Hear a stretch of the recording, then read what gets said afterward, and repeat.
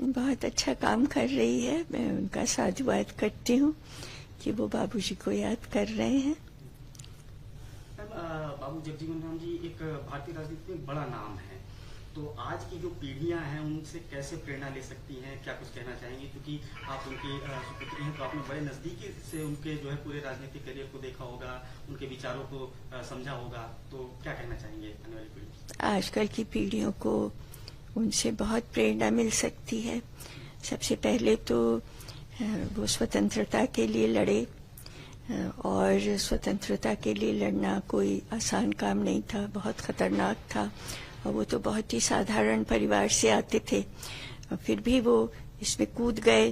और सबसे बड़ी खूबी ये है कि उनके परिवार के किसी व्यक्ति ने उन्हें मना नहीं किया। ये अपने आप में एक बहुत बड़ी खूबी है। और किसी ने ये नहीं कहा कि तुम जेल गए हो तो माफी मांग लो। मैंने बहुत बार लोगों के बारे में सुना है कि जेल गए तो माफी मांग लो, या उनके परिवार वाले कह रहे हैं माफी मांग लो, मगर उनके परिवार में किसी ने नहीं कहा कि माफी मांग लो और जेल से आ जाओ। और जेल से आने का कोई ठिकाना नहीं था। तो वो इतना खतरा उठा करके किस लिए गए? इसलिए गए कि इस देश को आजाद करा दें। तो आज की पीढ़ी को ये सोचना चाहिए कि हमारी आजादी कितनी बहुमूल्य है, उसके लिए कितना त्याग किया गया, बलिदान दिया गया। ये तो सबसे पहली प्रेरणा है। दूसरी प्रेरणा ये है कि राष्ट्र का निर्माण कैसे हो, क्योंकि जो अंग्रेज यहाँ पर 190 वर्ष तक थे तो उन्होंने तो लूट लिया इस देश को। तो इस देश को फिर से बनाना बहुत बड़ा काम था। और बाबूजी अग्रणीय राष्ट्र निर्माता थे। तो इस देश को हर समय कैसे बनाते रहना है, एक दफा बनाने से नहीं हो जाता। हर दिन बनाना है देश को, हर दिन उसकी आजादी को कायम रखना है। और तीसरी सबसे बड़ी बात, इस देश में ऊंच नीच बहुत है, जाति को लेकर के बहुत ज्यादा ऊंच नीच है, काला गोरा रंग को लेकर के बहुत ज्यादा घृणा आपस में है, भाषा को लेकर के है, अमीरी गरीबी को लेकर के। कोई ऐसा मुद्दा नहीं है जिसको लेकर के यहाँ पर घृणा नहीं है। तो ऐसे समाज को एक बनाकर रखना ये एक बहुत बड़ी चुनौती है। और आज की जो ये सभा है ये इसी पर आधारित है कि सामाजिक न्याय कैसे किया जाए, क्योंकि सामाजिक अन्याय होता रहा है। तो बाबूजी उसके लिए भी लड़े। तो ये सारी प्रेरणा हमारे नई पीढ़ी को लेना चाहिए। देश की स्वतंत्रता कैसे कायम रहे, देश के का निर्माण निरंतर कैसे हम करते रहें, और कैसे हम इसमें सबको एक साथ लेकर के चले। एक और चीज है, आज की राजनीति में जिस तरीके से अलग अलग पार्टीज हैं एक दूसरे के ऊपर टिक्का टिप्पणी करती हैं, लेकिन बाबू जगजीवन राम जी एक बड़ा नाम थे राजनीति में। तो जो भाषाई मर्यादा है, जब बाबू जगजीवन राम जी जब संबोधित करते थे या जब दूसरों पर टिप्पणी भी करनी होती थी तो बड़ी शालीनता रहती थी उनकी भाषा में। शालीनता रखना एक बहादुरी की निशानी है। जो लोग कायर होते हैं उनकी भाषा बहुत खराब हो जाती है, क्योंकि वो और किसी रूप में अपनी वीरता का प्रदर्शन नहीं कर सकते हैं। सिर्फ भाषा को खराब करके ही अपनी बहादुरी दिखा सकते हैं। तो वीरता का बहुत बड़ा प्रमाण है भाषा पर शालीनता, अपने ऊपर संयम। आप अगर वीर हैं तो आप ही कर सकते हैं, वीर नहीं है तो ये नहीं कर सकते। कल बाबू जगजीवन राम जी की जयंती है, उसको लेकर तमाम अलग राजनीतिक दल भी हैं, वो अपनी तैयारी कर रहे हैं। भारतीय जनता पार्टी भी उसमें शामिल है, और वो लगातार कहती है कि कांग्रेस ने उनको वो सम्मान नहीं दिया जिसके वो हकदार थे। इस पे क्या कहना चाहेंगे? देखिए, हम लोग सम्मान के लिए तो काम नहीं करते हैं, हमें तो जनता की सेवा करने के लिए काम करना है। अगर सम्मान के लिए हम काम करते होते तो बाबूजी आजादी के लिए लड़ाई क्यों लड़ते? वो हमारे पूर्वजों को तो कभी सम्मान नहीं मिला। हमारे पूर्वजों को तो हमेशा प्रताड़ित किया गया, अपमानित किया गया, अत्याचार किया गया उनके ऊपर। तो फिर हम आजादी के लिए क्यों लड़ते? इस देश की आजादी से हमें क्या मतलब था?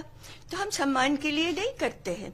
इस देश को बनाने में हमें हमारा क्या लाभ होता है? हम तो हमेशा फिर भी निचली स्तर पर रह जाते हैं, फिर भी हम बनाते हैं इस देश को। इस बात को समझना चाहिए कि हम सम्मान के लिए नहीं करते हैं, को हम कुछ वापस हमें हासिल हो इसलिए नहीं करते हैं। हमारे अंदर वो भावना है, वो हमारे अंदर वो बड़प्पन है कि आप किसी भी तरह से हमसे पेश आइए, मगर हम आपसे के लिए हमेशा अच्छी तरह से पेश आएंगे। मैम एक आखिरी सवाल, क्योंकि आपने लोकसभा की जो सर्वोच्च कुर्सी थी उस पर आपने उसको पूरा लोकसभा को चलाया, अच्छे से चलाया। आज के समय में लोकसभा को देखती हैं तो क्या लगता है कि उस समय और आज के समय में क्या अंतर आपको देखने को मिलता है लोकसभा? देखिए, मैं लोकसभा की पूर्व अध्यक्ष रही हूँ और ये मेरी गरिमा और मेरे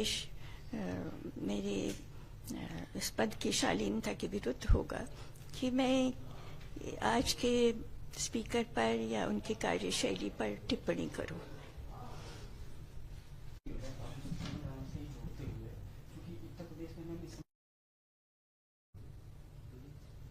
मैम आज की जो नौजवान पीढ़ी है, जिनको आज कई जगह देखा गया, चाहे नेपाल हो हर जगह जेनजी बोला जाता है, उन्होंने परिवर्तन कर दिया।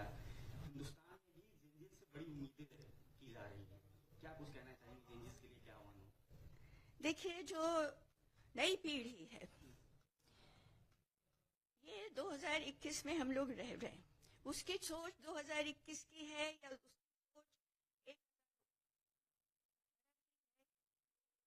सोच 19वीं सदी के है या 10वीं सदी के है, इस पर बहुत विचार करने की जरूरत है।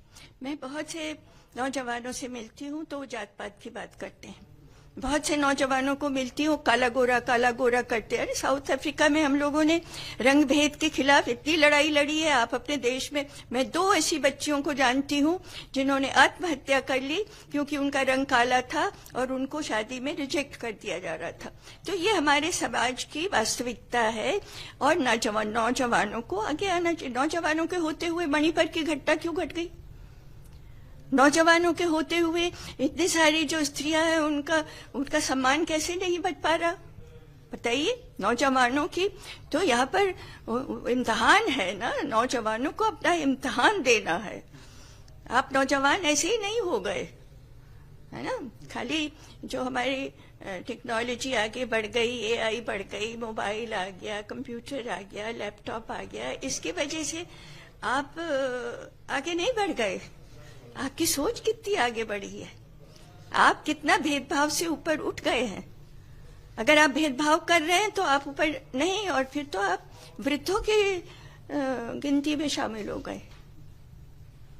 मैम आपने जात पात की बात की, अक्सर देखा गया है कि नौजवान जो है यूनिवर्सिटी में जब पढ़ते हैं या किसी स्कूल में पढ़ते हैं या विश्वविद्यालय में जब रहते हैं तब उनके अंदर ये भावना नहीं होती, लेकिन जैसे ही उससे आगे बढ़ते हैं और खासतौर से राजनीति में जब वो आते हैं तो ये चीजें कहीं ना कहीं से घूम के जात पात की बात आ जाती है।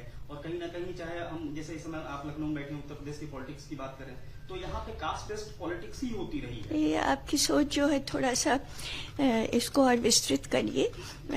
स्कूल में मैं तो कहती हूँ जैसे वो बच्चे होते हैं वैसे ही जात पात की भावना आ जाती है, क्योंकि घर में ही उन्हें सिखाया जाता है कि ये जो झाड़ू लगाने वाली आ रही है ये चौके में नहीं जाएगी। ये तो बच्चा देख करके पैदा होकर के देखना शुरू कर देता है। ये तो बच्चा पैदा होकर के देखना शुरू करता है कि वो भंगी है, वो झाड़ू लगा रहा है, वो चमार है, वो जूता बना रहा है, वो छोटी जात का है। सबसे पहले तो आपकी शब्दावली ही गड़बड़ है। छोटी जात बड़ी जात क्यों कहते हैं आप? शब्दावली क्यों नहीं बदलते हैं आप? डिक्शनरी को चेंज कर दीजिए, क्यों नहीं कर रहे हैं? Why aren't you changing the dictionary? Why are you calling lower caste upper caste? यहीं पर आपकी मानसिक